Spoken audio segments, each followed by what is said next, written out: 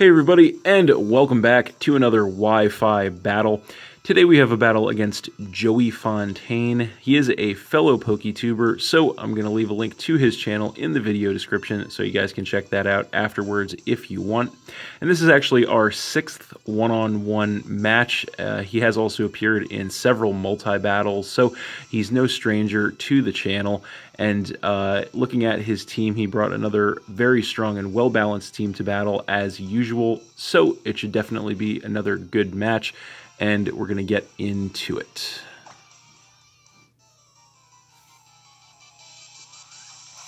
So, looking at his team, I really wasn't sure what he was going to want to lead with. He definitely has a lot of solid options there, but he actually ends up leading with the Shuckle, as I decided to lead with my Caracosta Donatello. So, I am actually faster than this thing, which is kind of strange because normally Caracosta doesn't outspeed anything, but I am just going to go straight for the Stealth Rock here to go ahead and get the entry hazard set up on his side of the field early, as he is going to go for a Toxic in return to badly poison my Caracosta, and then I am going to take some damage from that poison. So this turn I am just going to go straight for a Stone Edge, trying to get as much damage as possible. I actually take him into the red with a critical hit, which was really nice for me, but he is going to survive and go for the Sticky Web in return to get the entry hazard set up on my side of the field as well. And then I am going to regain some health with the Leftovers and take some more damage from the poison. So this turn I am just going to stay in and go straight for a Liquidation here. And that is definitely going to be enough to finish off the Shuckle there and drop him down to 5 Pokemon, as I am going to regain more health with the Leftovers and then take even more damage from the poison. So then he is going to come in with the Rotom Wash form, and he is going to take some damage from the rocks, and of course this is going to force me to switch out. I don't want to get taken out with an electric attack, plus the poison damage is racking up on me, so I'm going to come in with my Meloetta.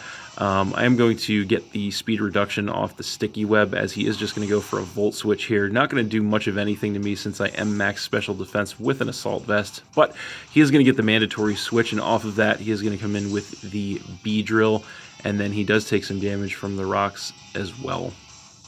So this is going to force me to switch out again, unfortunately. I don't want to get taken out with a bug attack from this thing, so I'm going to come in with my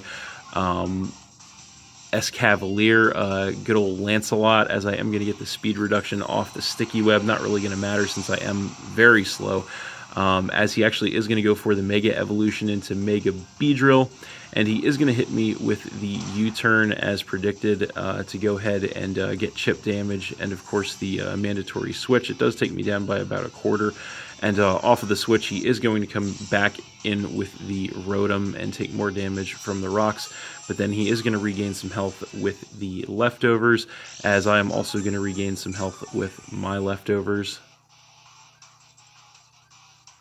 So this turn I am forced to switch out once again. I don't want to take any attack from this thing with the Escavalier, so I am going to come right back in with the Meloetta and lose some speed to the Sticky Web, as he once again goes for the Volt Switch to get more chip damage and another mandatory switch. And once again off of that he is going to come back in with the Beedrill, as he does take more damage from the rocks, leaving him with half health.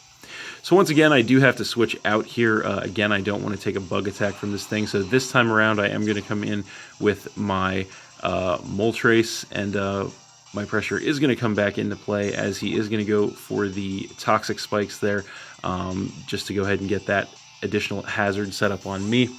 So this turn he is going to go for a switch directly into his Rotom once again, probably predicting the Fire or Flying move, as he does take damage from the rocks. I am just going to go for the Defog, actually predicting a switch on his side, which is going to get rid of all the entry hazards on the field at the moment, which is beneficial to me since I only had 1 out, whereas he had 2. So he is going to regain some more health from the Leftovers, but this turn I decided is time to go ahead and bust out the Z move that I am carrying on the Moltres, which is actually going to be the Grass Z move, the Bloom Doom. So, of course, this is coming off of Solar Beam, so it would do massive damage. I do have this on here just for this specific purpose to take out bulky water types, and sure enough, I do catch him off guard with that, and that is going to be able to take out the Rotom there, dropping him down to 4 Pokemon, which was great for me. So then he is going to come in with Tapu Lele, and he is going to get the Psychic Surge to set the Psychic Terrain on the battlefield. And I am going to go for the switch here. I don't want to take any type of attack from this thing. So I am going to come in with the Meloetta, predicting the Psychic move, which he does go for. Unfortunately, it is Psy Shock, which does deal physical damage where I am a special wall. So that is going to hit me all the way down to 12 health in the red. I do survive, but not going to matter. He's just going to go for another one this turn to finish me off and drop me down to 5 Pokemon. So then I am going to come in with my Escavalier once again, predicting the choice item on his side, and he does go for the switch here, which does lead me to believe he is choice item. So he is going to come in with the Magearna, as I am going to go for the Iron Head to get damage on whatever he left in. That does actually take him down by about 1/3, which was pretty nice. And then I am going to regain some health with the leftovers. So I'm going to go for the switch here because I don't want to take an attack from this thing. So I'm going to come in with my Caracosta basically as fodder, as he does go for the Volt switch here. I actually do end up living that in the red with 18 health. And off the mandatory switch, he is going to come in with the Beedrill once again. And I'm going to regain some health from the leftovers and then take some more damage from the poison. So, not really going to matter, though. This turn, I actually make a mistake, and I go for the Aqua Jet, not remembering the Psychic Terrain was out. It didn't really matter, though, since I was just staying in to sack this thing off anyway. So he does go for the Poison Jab to finish me off there and drop me down to 4 Pokemon, as that is it for the Psychic Terrain. So then I am going to come back in with Escavalier, which is going to force him to switch out here. Probably doesn't have anything too good to hit me with. So he is going to come in with the Magearna once again, as I actually do predict the switch and go for the Drill Run, which does take him all the way down into the red, but he does survive, unfortunately. And then I am going to regain more health with the leftovers. So this turn I do have to switch once again. I don't want to take an attack from this thing. So I am going to come in with my Komodo Joe, predicting the Volt Switch again, which he does go for. Not going to do much of anything to me there, but he is going to get the mandatory switch once again, and off of that, he is going to come back in with the Tapu Lele, which of course is going to get the Psychic Surge to set the Psychic Terrain on the battlefield once again.